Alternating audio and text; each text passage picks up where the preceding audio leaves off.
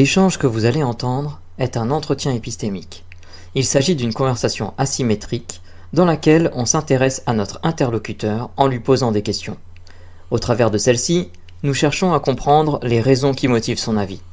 L'objectif principal de cette forme de conversation est de passer un moment agréable et mutuellement enrichissant. À tout à l'heure. Salut Alex. Bonjour à vous. Le jeu c'est Expédition 33 Clair Obscur. C'est un jeu français à la Final Fantasy qui est génial.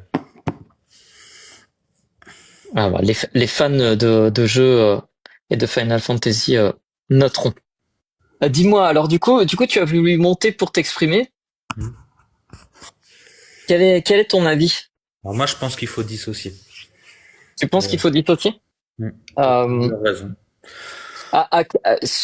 alors la question peut te paraître un peu bizarre. Je sais pas si tu as l'habitude de faire des entretiens chez nous. Je pense que oui, mais je suis pas sûr. Ouais. Désolé, hein, j'ai parfois du mal à retenir tous les pseudos.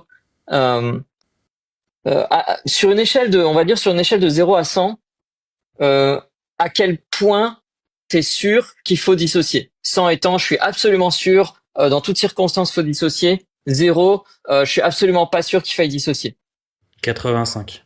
85. Ouh, c'est un chiffre assez précis. Euh, qu'est-ce qui t'amène à être aussi précis et à ce niveau? Concrètement, l'argumentation. Pour moi, déjà avant tout une des argumentations, il y a des gens ils sortent des œuvres, mais tu sais pas ce qu'ils font dans leur privé. Peut-être que si tu savais, tu n'aimerais pas l'œuvre, mais comme tu ne le sais pas, eh ben tu aimes l'œuvre. Donc à partir de là, déjà, t'es biaisé. Ensuite, t'as des œuvres qui sont très bien, qui ont un très bon message, mais qui ont été faits par des gens qui sont un peu, on va dire, déviants. Et ça, ben voilà. Mais ça n'empêche que le message de cette œuvre est belle. Hmm. Après, t'as des œuvres qui ont des messages qui sont pas forcément bien, tu vois. Je parlais du Scarface, des trucs comme ça, tu vois. Et pourtant, il y en a qui adorent ça. Hmm. Donc, du coup, si je comprends bien, il y a deux aspects dans tes raisons dans tes raisons qui t'amènent à dire qu'il faut dissocier. D'une part, en fait, alors je reformulerai ça comme ça, mais c'est peut-être pas exactement ce que tu voulais dire. C'est il y a un petit côté d'inégalité, c'est-à-dire que bah en fait il y a une forme d'inégalité dans le sens où certains artistes ou certains auteurs d'œuvres, on connaît absolument rien de leur vie et ça nous empêche pas de trouver que leurs œuvres sont bien, alors que d'autres, on connaît leur vie, et donc du coup, ça viendrait altérer de manière inégale leur œuvre. Moi, c'est le Euh, message qui m'importe avant tout. ouais, d'accord. Et donc du coup, oui, c'est ça. Ensuite, il y a cet aspect de quel est le message porté par l'œuvre. Et en fait, l'idée, si j'ai bien compris, c'est de dire que ben, on peut très bien avoir toutes les combinaisons possibles. Un artiste qui se comporte bien dans sa vie et qui a un message positif, un artiste qui se comporte bien dans sa vie et qui a un message négatif, et toutes les autres combinaisons avec quelqu'un qui se comporterait mal et qui aurait un message positif ou négatif. C'est ça? Ouais, j'ai un exemple, hein. Par exemple, Elon Musk. Avant que je Mhm. sache sa vie sociale, c'était quelqu'un que j'appréciais beaucoup. Hmm. Sa vision du monde, on va dire, l'exploration spatiale, le pourquoi il va à l'exploration spatiale, c'est quelque chose qui me parle. Mais par contre, quand je vois sa vision sociale, ben là, du coup, j'ai du mal, quoi. Mais ça n'empêche qu'il a fait d'énormes progrès. D'accord. Et donc du coup, tu différencies l'œuvre du businessman? Bah c'est ça. Pour moi, ce Hmm. mec, il est infect. Franchement, c'est un mec D'accord. chouette, mais bah il a fait avancer l'humanité. D'accord. Et est-ce que tu entrevois une limite ou pour toi c'est quelque chose d'absolument voilà, il faut toujours dans toutes les Écoute, circonstances. quand tu vois, vous parliez de Caustic tout à l'heure, donc les exemples qu'il donnait par rapport à des choses, à des drames qui peuvent se produire, tu n'es pas forcément au courant. Et quand j'écoute l'œuvre, j'ai pas forcément moi je suis quelqu'un généralement qui ne se souvient pas des noms, des noms Hmm. des artistes, des trucs comme ça. Moi quand j'écoute une œuvre, j'écoute l'œuvre. J'ai pas l'image de la personne qui vient en tête, tu vois. C'est l'œuvre que j'écoute. D'accord. L'œuvre par rapport au message qu'elle procure. Tu vois, c'est avant tout ça pour moi. D'accord. Donc en fait oui, si je comprends bien, toi Je ça différencie en fait toi l'œuvre c'est dans tous les de cas l'artiste. parce que tu considères qu'en fait tu connais l'œuvre, mais tu connais pas du tout l'artiste. Parfois, tu connais même pas son nom. C'est ça. Et donc, du coup, en fait, tu t'intéresses que au message de l'œuvre. C'est ça. Et ok. Et du coup, tu disais que c'était à 85%. C'est Mm. intéressant parce que d'un côté, t'as cette vision qui est assez intéressante, qui dit bah moi je sépare systématiquement l'œuvre de l'artiste parce que ce qui m'importe c'est le message de l'œuvre indépendamment de celui qui l'a produit. Et du coup, mais t'es quand même qu'à 80 entre guillemets qu'à 85%. Qu'est-ce qui fait que t'es à 85% et pas à 99 ou plus? Peut-être qu'un jour quelqu'un me donnera un argument qui contrera ce que j'ai à dire. Pour l'instant, aucun argument n'a contré ma vision des choses. D'accord, d'accord. Donc en fait c'est juste une position de préservation. Moi, je pense Qui... comme Cossit, il a raison là-dessus. Hein. Si tu voyais tous les drames et tout ce que font les artistes et tout ce qui n'est pas, on va dire, qui va pas dans le bon sens, tout ce que tu retireras, ça sera énorme. Et je pense que l'humanité a besoin de toutes ces œuvres aussi, ne serait-ce que pour comprendre le pourquoi du comment réfléchit une personne. Et tu vois, voilà, c'est une bonne chose. Après, tu vois, il y a des exceptions. Je vois D'accord. une exception. C'est quoi les exceptions? Euh, Tu vois, par exemple, on peut parler du H et de son œuvre, Ouais. qui a été interdite et maintenant qui n'est plus interdite. Mais c'est des œuvres politiques qui peuvent faire avoir des visions politiques ouais, donc ça revient à dire du message en fait. Hmm. Si Ouais. le message Là, est- si je comprends bien, c'est pas vraiment une exception, c'est que c'est un personnage qui est mauvais et entre guillemets qui est en privé et qui en plus en public a un message négatif en fait. Oui, C'est ça? voilà, c'est Ok. ça. Ok. Ok. Euh, euh, Donc là, tu dissocies pas du coup. ouais. Hmm. Mais en fait, bah, c'est une bonne remarque en fait. Est-ce que tu dissocies pas ou est-ce que c'est juste que il se trouve que le personnage dans sa vie privée est aligné avec son œuvre? Ouais, voilà, en fait, ce serait plus ça. Hmm. Et est-ce que c'est vrai pour n'importe quel type d'œuvre? C'est vrai que là aujourd'hui nous on a présenté un petit peu sur les peut-être sur le plan des artistes, mais tu vois là on commence à aussi ouvrir sur le champ du peut-être du politique ou ce genre de choses. Est-ce que c'est vrai pour tout type de production humaine d'après toi? Bah, ceux qui portent des mauvais messages, en fait, ça revient à dire ce que j'ai, c'est que je dissocie l'œuvre de l'artiste, mais quand l'œuvre a un mauvais message, pour moi, c'est là Hmm. où il y a un souci. Et est-ce que par exemple si tu découvrais que je sais pas euh, ton- ton- imaginons tu vas habituellement acheter tes légumes chez un primeur et tu découvres que cette personne elle est c'est vraiment une mauvaise personne, elle se comporte extrêmement mal en fait dans le cadre privé. Est-ce que là aussi tu distingues son activité, ce qu'elle produit euh, et la personne, ou est-ce que Dans ça le se sens cantonne pour toi au domaine artistique? Dans le sens où tu l'enrichis. Avec une œuvre, tu enrichis pas forcément parce que des fois, tu vois, c'est juste regarder, donc t'as pas d'enrichissement. Là, il y a une Hmm. question d'enrichissement. Alors, faut vraiment, imaginons ces légumes soient les meilleurs légumes du monde et que ça soit la pire des personnes. Ah, ça me poserait quand même une question éthique. Ça me poserait vraiment une question d'enrichir cette personne, de faire cette personne quelqu'un de... Non, parce que en soi, s'il a vraiment fait quelque chose d'horrible, il y a la loi qui est derrière pour le réprimander normalement. Donc bon, s'il reste pas dans le cadre de la loi. Après, il peut être hors loi, par exemple, avoir être un salaud, un pur salopard, toujours faire des mauvaises choses envers les gens, mais rester toujours dans un cadre légal. Et ouais, là, c'est vrai que j'aurais du mal à acheter ces légumes. Ça me ferait chier, quoi. Hmm. Si j'ai Donc pas le si je choix, j'ai comprends pas le bien, il y a un choix. Mais si j'ai le choix, je pense quand même que je changerais. c'est alors je suis pas sûr d'avoir parfaitement bien compris. C'est le fait que ça l'enrichisse, c'est ça qui. Bah, le fait de bah oui, parce que quand t'achètes des légumes, en soi, c'est du commerce. Hmm. Donc il peut avoir les meilleurs légumes du monde. Si tu lui achètes à lui, c'est lui qui va s'enrichir envers les autres.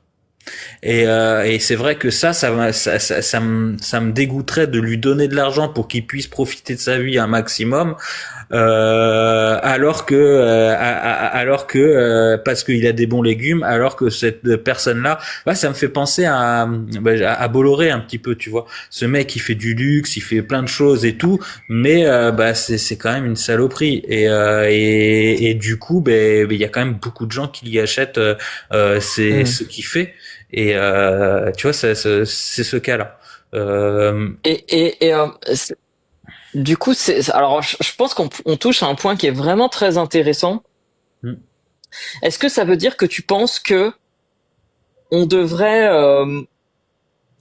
on devrait, si on découvre qu'une personne a fait des mauvaises choses en privé, est-ce que tu penses qu'on devrait la déposséder de ses droits sur ses œuvres pour séparer effectivement l'œuvre de l'artiste et faire en sorte que, quelle que soit son œuvre, si elle est positive, il ne puisse pas s'enrichir avec? Ouais, en fait, ouais. Ouais, ouais. D'accord. Je vois que si une personne vraiment fait des mauvaises actions, n'est pas bon, mais qu'il a fait des bonnes œuvres, des trucs qui sont des belles choses, ouais, peut-être ouais, faire quelque chose là-dessus, ouais. Ouais, ouais. D'accord. Et comment comment tu établirais cette limite? Enfin, disons que j'imagine que peut-être il y a une limite, c'est-à-dire à partir de quand on considère, imaginons que ça se produise et que tout le monde trouve que en fait ton raisonnement il est bon. Alors j'en sais rien, je suis pas là pour le juger, mais j'aime bien me projeter et que il y a une loi qui passe et qui dise bah voilà. Si vous êtes une personnalité, si vous devenez connu ou que vous avez un enrichissement notoire par votre production et qu'on découvre que vous vous comportez pas bien, du coup on vous dépossède de vos droits, vous pouvez plus vous enrichir avec, de sorte que votre production puisse continuer à bénéficier à la société sans que les gens puissent vous enrichir. Comment est-ce quelle serait pour toi la limite à partir de laquelle on considère que là, la personne, elle s'est comportée de telle sorte que c'est à partir de maintenant qu'elle franchit la zone de dépossession de son œuvre? En réalité, il y a le cadre de la loi avant tout.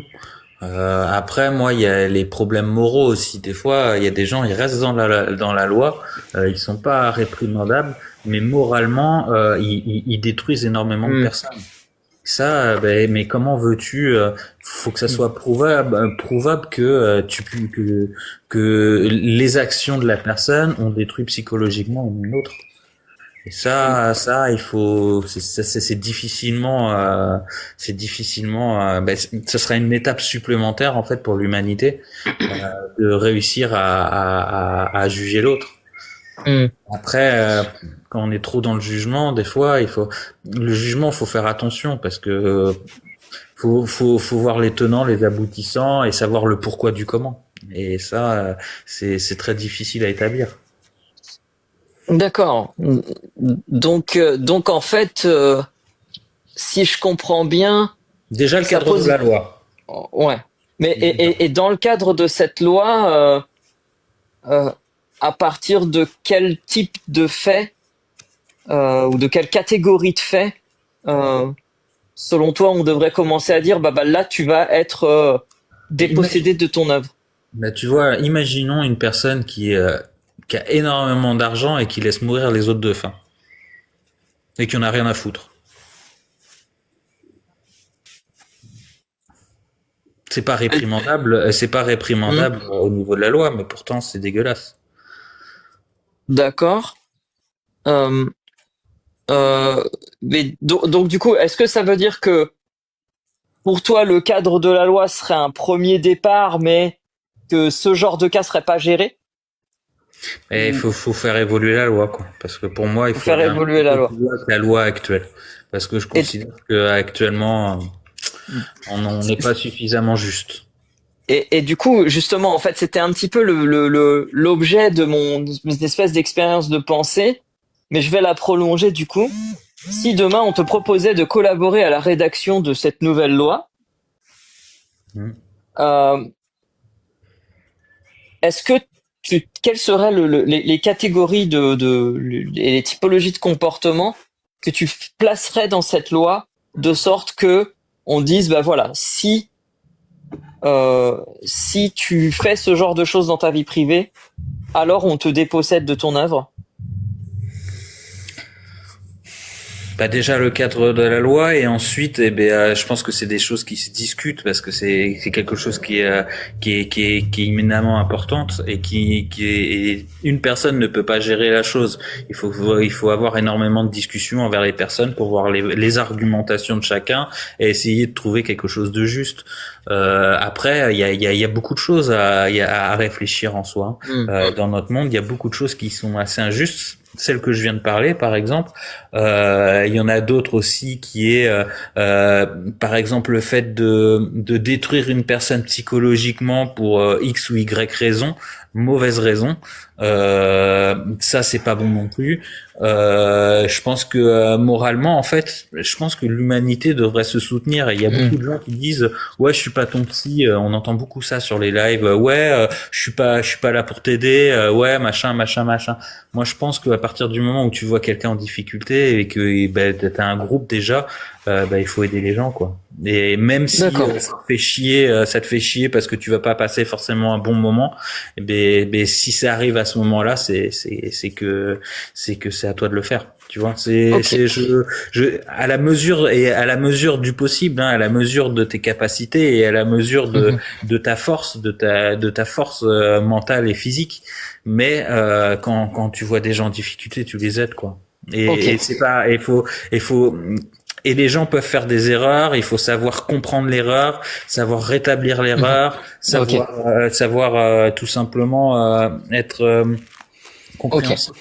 Alors, ça fait plus de 15 minutes qu'on discute, donc du coup, on arrive à la fin de notre échange. J'ai moi de mon côté juste une dernière question à emporter qui vient de m'échapper. Donc, en fait, je vais passer la parole à mes collègues s'ils ont des questions à emporter avant de te la reposer quand je l'aurai retrouvée. Désolé. Je sais pas si Russell, ProGeeks ou Obac, vous avez des questions. Moi, non, pas de questions de mon côté. J'aurais. Vous m'entendez bien ou pas, hein? Je suis sur un écouteur, donc je suis pas sûr que ça marche bien. Si, on t'entend.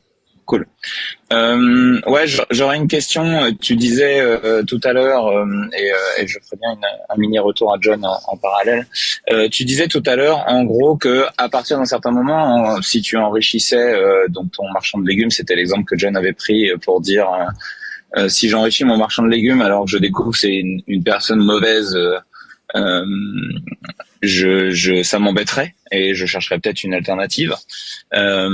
Du coup, moi, ce que j'aurais tendance à te demander, et John, je pense que c'est peut-être comme ça que tu aurais dû l'approcher, parce que tes questions suivantes étaient hyper intéressantes, mais peut-être un peu trop vagues. Ça aurait été, ok, si tu découvres maintenant que il a plus que 2 points sur son permis parce que il passe son temps à faire des excès de vitesse, est-ce que tu considères que c'est un gros problème de continuer à lui acheter des légumes? Puis si après tu découvres qu'en fait il a fait de la prison avec sursis parce que il a déjà volé quelqu'un, est-ce que tu considères que c'est toujours un problème? Et essayer de faire cette gradation comme ça. C'est compliqué parce que déjà pour le permis, oui, peut-être que la personne roule trop vite, mais faut pas oublier que dans notre société, ne pas avoir le permis, c'est très handicapant. C'était pas la question. Ma question, c'est si tu découvres qu'il a plus que 2 points de permis parce qu'il fait tout le temps des infractions en code de la route, est-ce que ça change ton point de vue sur le fait de lui acheter ses légumes? Pour moi, c'est pas du tout. Qui fait quelqu'un de mauvais, tu vois. D'accord, mais pourtant, il a contrevenu à la loi. En fait, c'est parce que tu as utilisé l'argument de la loi comme un élément qui permet de savoir si une personne est bonne ou mauvaise. Là, elle a contrevenu à la loi, mais ça fait pas d'elle une personne mauvaise. Donc, est-ce que tu es sûr que les deux sont liés? Disons que la loi n'est pas forcément bien faite non plus. Après, je considère qu'on est tous différents. Tu vois, un papy, une mamie vont pas rouler à la même vitesse qu'une personne qui a 40 ans et qui a tous ses moyens. Et qu'un jeune qui a l'impression d'avoir tous ses moyens, mais qui ne fait pas forcément attention parce qu'il est plus dans la théorie que la pratique. En fait, c'est tellement il y a tellement de facteurs différents qu'on peut pas gérer tout le monde de la même manière. Tu vas pas considérer le mec qui est un pro de la conduite qu'un mec qui conduit très mal. Encore une fois, c'était la partir question, de c'était là, pas tu vois, est-ce que la loi sur le code de la route est bien faite. Et- Messieurs, s'il vous plaît, je suis le méchant de l'histoire. Juste, il y a énormément de monde qui attendent pour pouvoir passer les entretiens. Donc voilà, si on pouvait faire succinctement, s'il vous plaît. Merci beaucoup. Pas de En fait, souci. c'est pour ça que c'est le principe des questions à emporter, c'est que du coup, on n'y répond pas nécessairement. John, est-ce que tu peux peut-être redemander l'échelle parce que je pense que c'est intéressant de voir si ça a bougé. Ouais. Effectivement. Ça n'a pas bougé, ça n'a pas bougé. Ça a pas bougé? Ça a pas bougé? Ok. Moi, ma question à emporter est revenue. C'est une question à emporter, donc elle attend pas de réponse maintenant. Mais elle va un petit peu dans la ligne de ce que disait, de la question que posait Wobak, c'est qu'est-ce qui se passerait dans le cas où tu découvres que c'est pour faire l'œuvre, c'est une œuvre très positive pour l'humanité, pour la faire, son auteur a dû avoir un comportement très problématique. Et c'est une question à emporter. Et ensuite, je passe la parole à Russell et ProGeeks. Je sais pas s'ils ont des choses, des questions aussi. J'ai Non, pas de questions de mon côté. Moi non plus. Ok. Donc du coup, rapidement, comment ça s'est passé cet échange pour toi, Alex? Très bien. Ok, ça a été, ouais. Ouais. Et est-ce qu'il y a eu des questions que tu aurais aimé que je te pose? Bah, c'est pas assez long, hein. Je continuerai bien à discuter de ce sujet, mais bon. Après, je comprends qu'il y a plein de monde et que du coup, il faut donner le point de vue de chacun, c'est important aussi. Ok, bon bah c'est vrai que parfois c'est un peu frustrant d'avoir seulement 15 minutes. En tout cas, merci d'être monté et d'être venu discuter avec moi, c'était super. Bonne journée à vous. Ouais. Merci Bonne beaucoup. journée.